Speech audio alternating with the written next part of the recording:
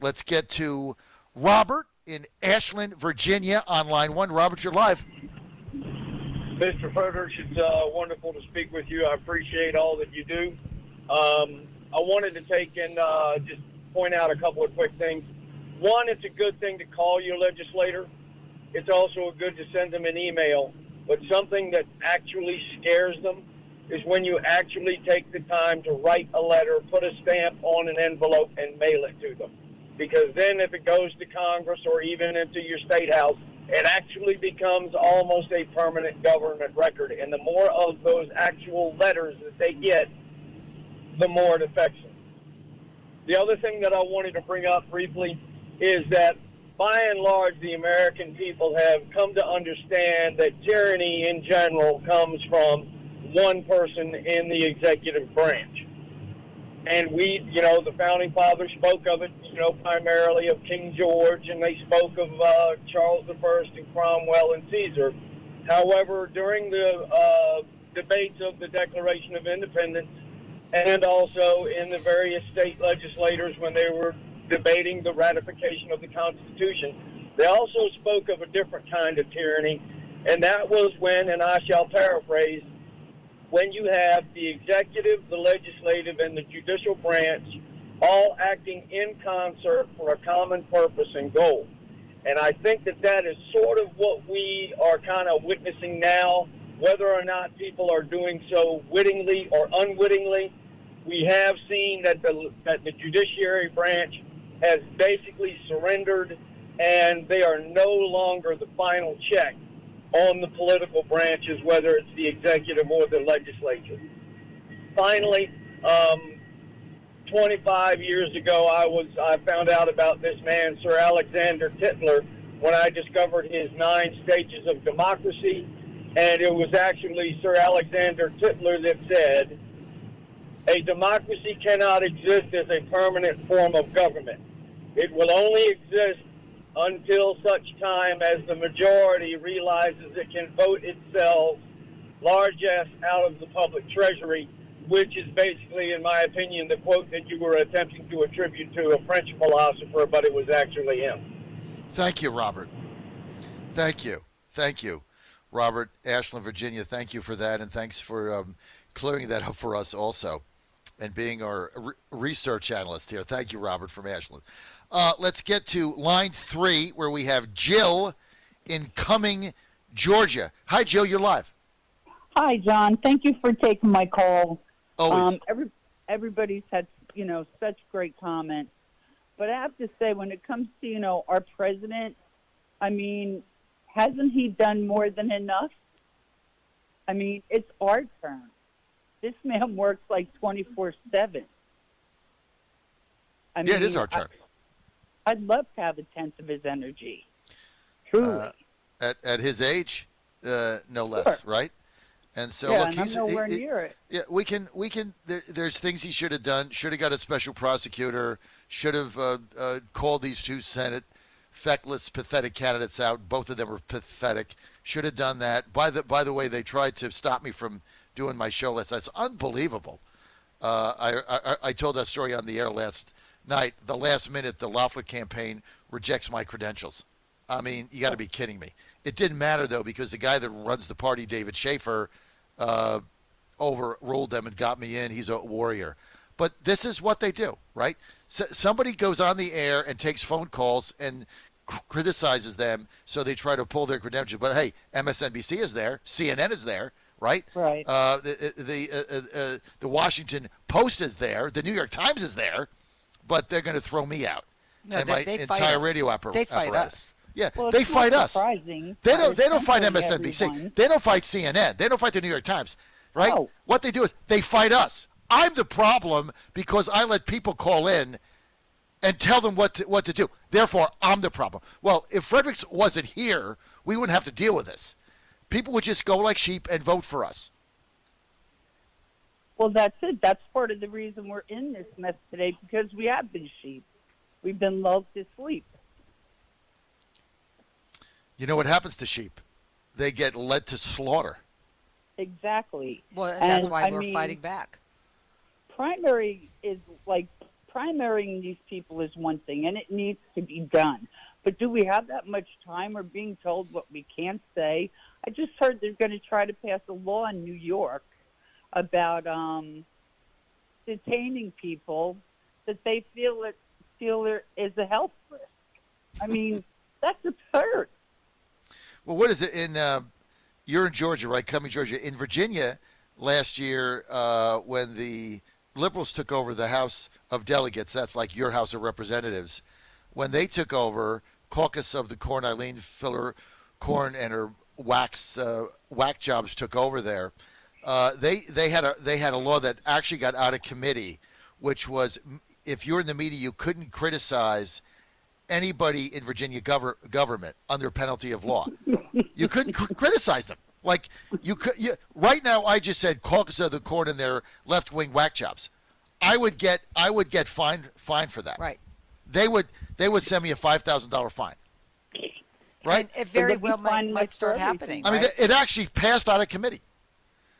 Well, they arrested the leader of the Proud Boys yesterday. He flew or 2 nights ago, he flew into D.C. for the rally. Right. And when, so he flew into Virginia, got in his car. When he drove into D.C., they arrested him. And you know what for? What? Burning the Black Lives Matter flag. Yeah, banner. And they might charge him with a hate crime. So, they are starting to arrest Antifa us. can burn American flags and urinate on them in public, and they're fine. Right. But they burn a Black Lives Matter and they get arrested in Washington. So Unbelievable. we are being arrested. This is a new world order. I'm sorry. Go ahead, Jill. They've pulled the National Guard on. She's got the National Guard out for all the people in Washington. Yeah, when they when they had the Antifa rallies and the Black Lives Matter rallies where they were trying to knock the fence down around the White House, that was fine, right? That everybody had to back off. Sure. Remember, Christine, you were with me at the convention speech at the White House, right? Yes. Right. You were with me that night when nobody could get out of there. Yes. When we were circled with mobs, when they beat up, they tried to beat up Rand Paul and his wife. Yep. Right. Where was the National Guard then? Nowhere to be found. Right. Nope. But we got a million people there, Trump supporters, and she's got to call in the National Guard. Another clown show. Thank you, Jill. Right. On line Joe, one. go join the party, like John said. We got to take the party over from within. If you didn't have good people inside the party in Georgia, Yeah, you got got in last night. We're going to primary everybody. And you take the party over by putting leaders in that you believe in who will fight for you. Right, so you got to go join your local party. You got to go elect fight these people. Yeah, we're going to fight. Look, it's this is. I'm not saying here's what we have to do to beat the Democrats in Georgia. I haven't figured that out yet. I certainly don't know what to do in Virginia, but I do know this: we have the numbers to take the party over. We have the number. It's done. All we have to do is do it. We have the numbers. We have the energy. We have the people to take this thing over. And it becomes the party of America first. Thank you. Jillian Cumming, you fired me up. Oh, no. I got a smiley face in front of line 1, which is, Kara put a smiley face by it. Nancy in Atlanta. Nancy, whenever you call, Kara puts a smiley face by your name to put me in a good mood. Nancy in Atlanta, line 1, you're live. Hey, good morning, John. Good morning, everyone. Thank you. You made me smile. Got to have a smiley face. Well, as we all know, we lost the battle last night, but this is a war. And you know what, John? I'm like you. I am so fired up. Thank you to you and your wife for staying, for your commitment.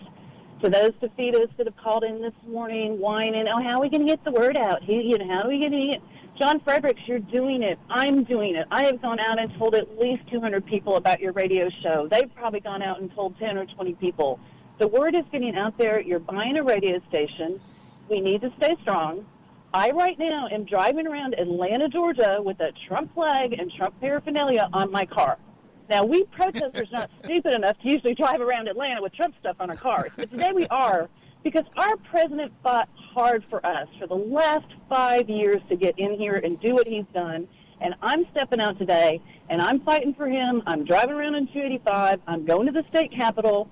And I just wanted to share a quick story with the listeners. Yes. When my grandfather was 17, He and his two best friends, the three of them, rode their horses from Montana. Now, he was born in 1898. They rode their horses from Montana to Seattle.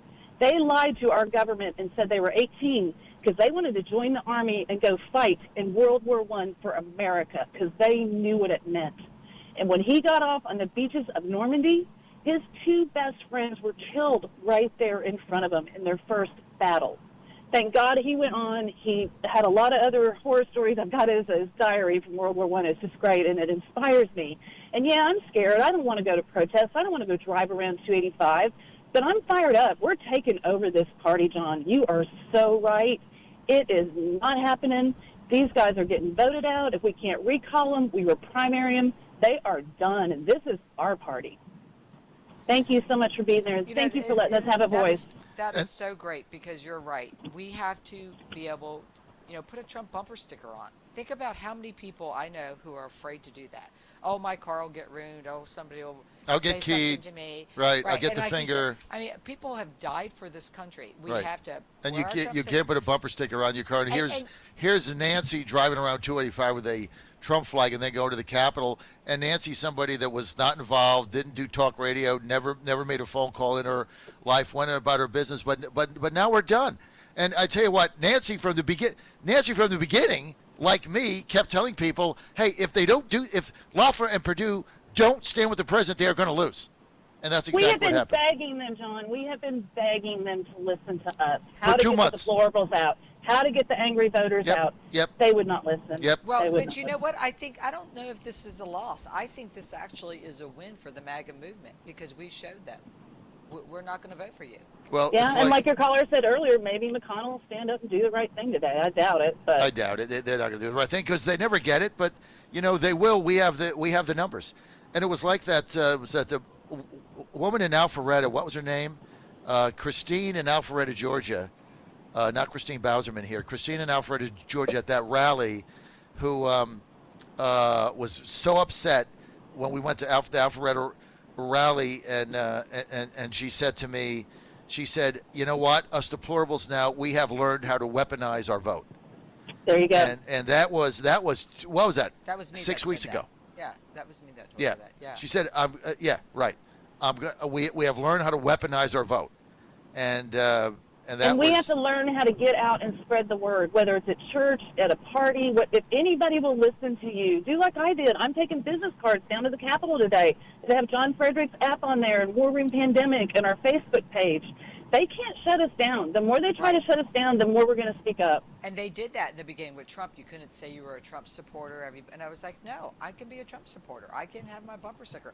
And then you have to go, again, you have to go join the party. And people, I don't like the meeting. It's boring. I don't have, no. You got to fight have from to go. within. Yeah. You got to have fight. to go and We're go to learning. gotta go We're fight. learning. We're learning. Okay, Nancy. a couple funny things. We need Stacey Abrams as the quarterback on the Falcons so we can freaking win a game. Number one.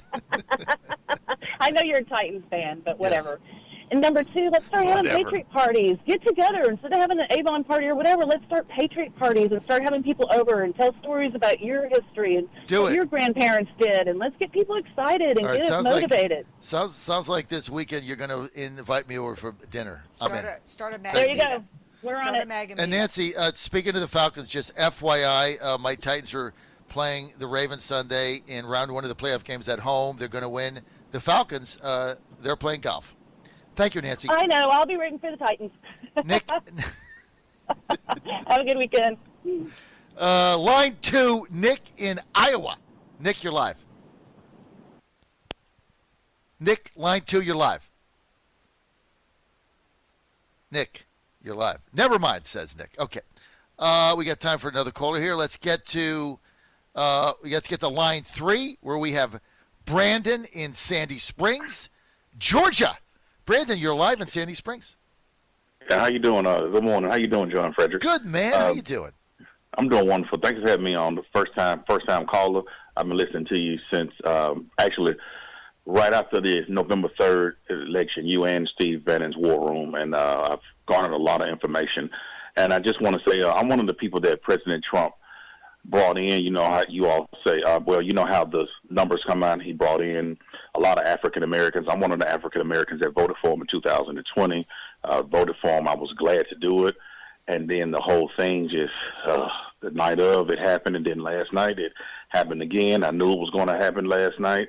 That's why I remember you were doing a live show last night talking about how you all were feeling good, and you were feeling good, but you were apprehensive. I wasn't feeling good. I just said, nope. I just waited until midnight, and then I saw Warnock pull a head of Leffler. I was like, that's it. I knew it. I said, that's it. And I knew she wasn't coming back. But I'm wondering, all the people that President Trump has brought into the party, it seems like the establishment is throwing us all away. They want our votes, but then they don't want our spirit. They want the vote, but not the spirit. And so they don't want the fight. They don't want the tenacity or the perseverance. So going forward, do you really believe the Republican Party will be altered? Because the Democrats tried to do this, like the squad. They tried to alter the Democrats, and then Nancy Pelosi, she shut them down. Do you really believe that the Republican Party can be altered, for the people? Because that's why we voted for President Trump, because he's the first president I can really think of that really, is trying to give power back to the people. Do you see it being altered, or an entirely different party being formed? No new party. Too hard. Can't do it. Okay. Can we alter the Republican Party? Can we take it over? Absolutely. What's the takeover? All they have is money and consultants. That's all they have. Right now, they don't have any power. They got money, and they got consultants. That's it. You know what? You know what we have? We have Brandon in Sandy Springs. We have Nancy in Atlanta. We have Blake in Murrayville, Georgia. We have Patrick in Fort Lauderdale. We got numbers. We got the people. They got the money. We got the people. Let me tell you something, Brandon in Sandy Springs. Thank you for your courage. Number one, I learned this a long time ago. One person with courage, Brandon, makes a majority. One. And you're it, okay? You broke from the past, and you voted for Trump in 2020. That took courage. One man with courage makes a majority. 5 make an army. I mean, we're courageous people, and that's why we're here and fighting.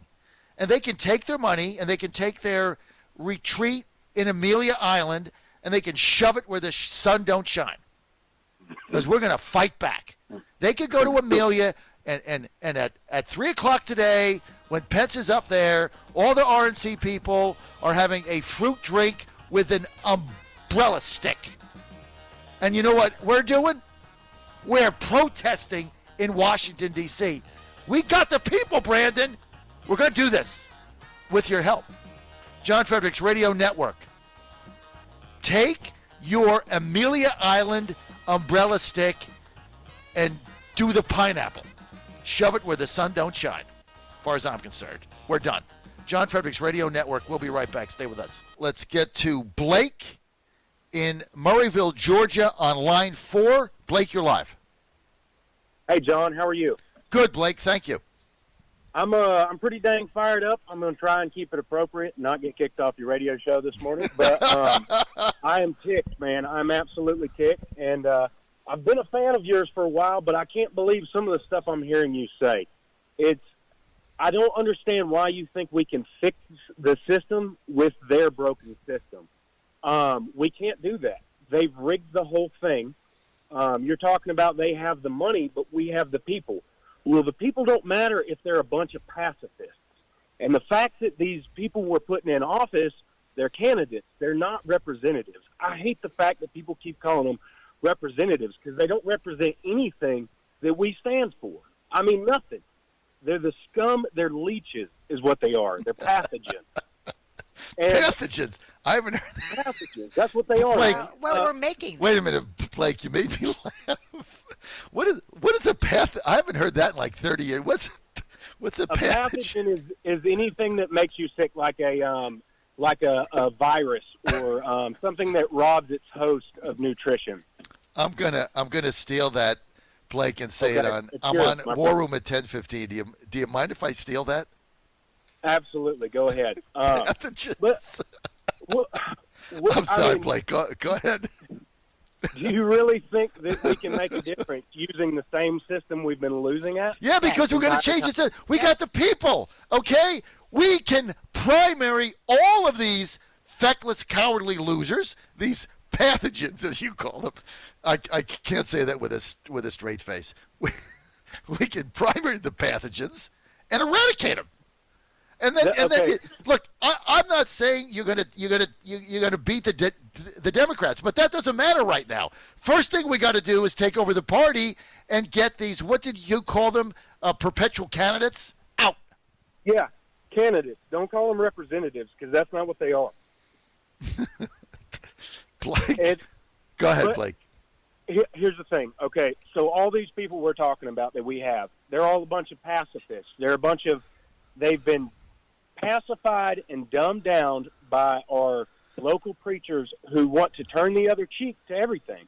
Right. And that's not what the Bible says do. It does not say turn the cheek on everything. It absolutely does not. We've drawn a line in the sand. We said, okay, you pushed us, but don't take away our right to vote. And that's what they've done. The taxes are sky high. They've taken away our right to vote. At what point do we say that's enough? I mean, is it when we're headed to the gulags? I mean, if we don't do something, our offspring's offspring, they will be headed to the gulags. That's what's coming. There is no path to victory using the system that they have. It's their system. They set it up for us to lose. Do you not see that? Yes, but we have the power to change it inside the Republican Party. And you got to start there. So then you get leaders who will fight for us.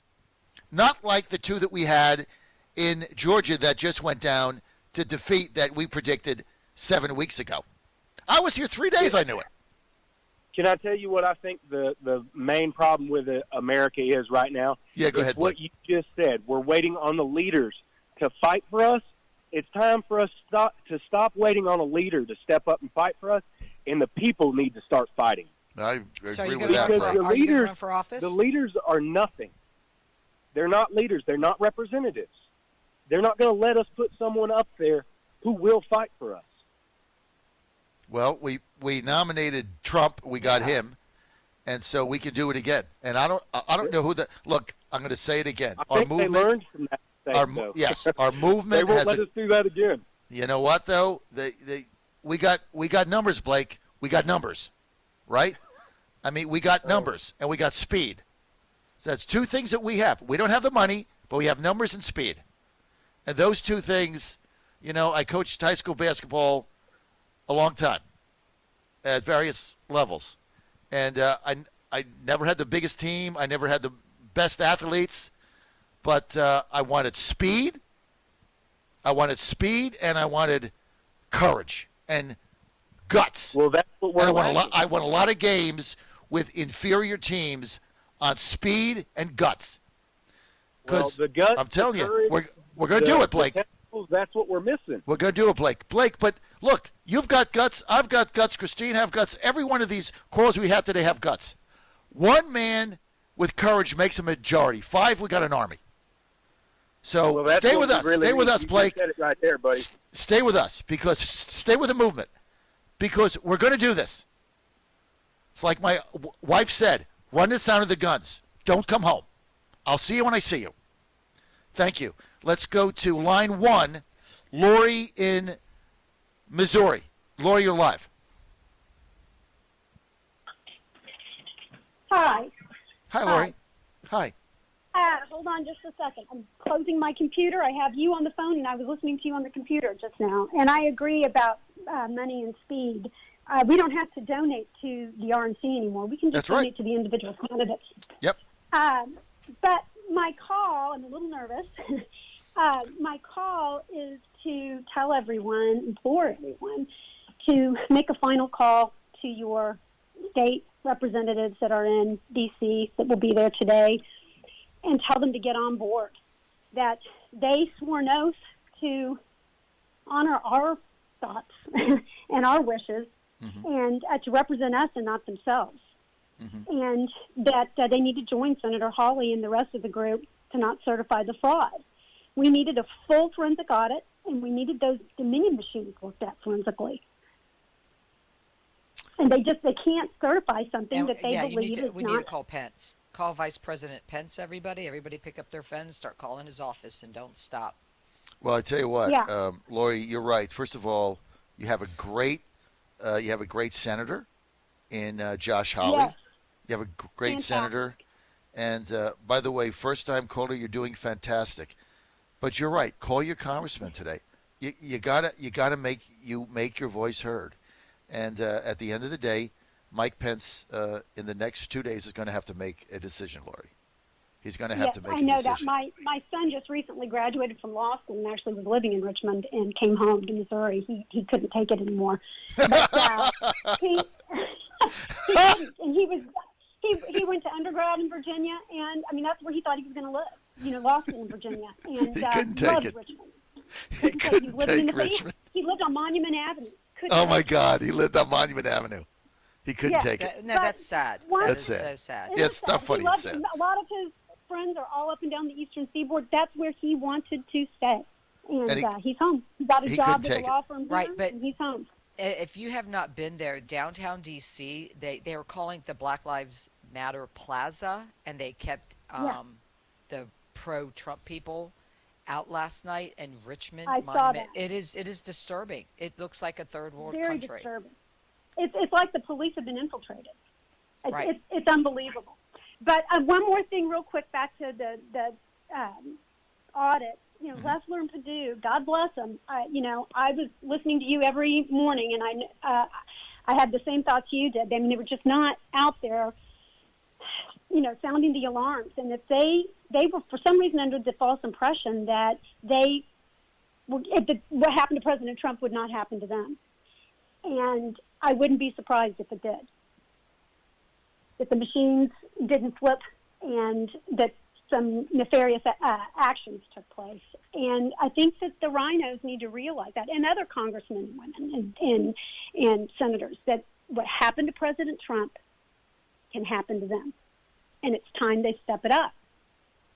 Lori, you nailed it. Thank you. Lori from Missouri, thank you. Let's go to line 2, our good friend Jeff in Warner Robins, Georgia. Jeff, you're live.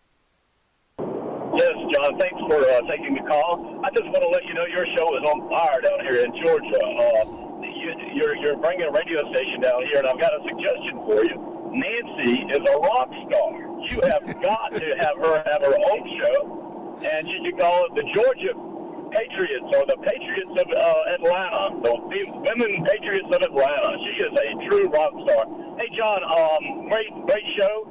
I've got to tell you, you keep saying that we have the numbers.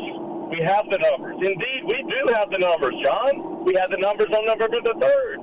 We had the numbers last night that showed up. What is going to prevent these voting systems in Georgia to allow us the power of the numbers, John? The machines are a big part of the problem. And with Bradley Raffensperger, I like to call him Rasputin Raffensperger, what's going to change, John? I'm listening. All right, Jeff, thank you. Monday's going to change, January 11th. Beach balls and the Gang of Four, the General Assembly, they get back into session. First thing they're going to do is tackle all the voting laws are up to the General Assembly, and they have the Republicans there. And they're scared to death because they know if they don't change this and get rid of these machines and this consent decree and all these mail-in ballots and drop boxes, they know they're all going to get primaried and lose, right? They've already felt a wrath over the phone. Every one of these Republican legislators who don't change the voting laws in Georgia will lose.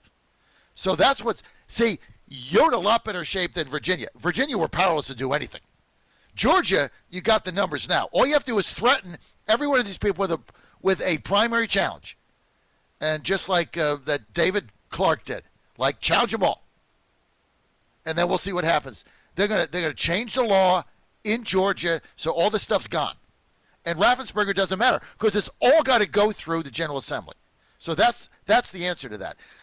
Jeff, in Warner Robins, one of the people that started this whole thing, I think I was in Dalton, and he called up whatever that state senator was there live on the air and chewed him a new one, 3 ways to Wednesday. And that got all over the place. And they were like, oh, don't let Fredericks, don't go on a show live because people call in. Oh, wow, that's scary. Your constituents might call you. What? Well, let's get to this is all true, folks. See what we've done here? Let's get to Denver in Kentucky on line 3. Denver, you're live. Hey, John. Hey.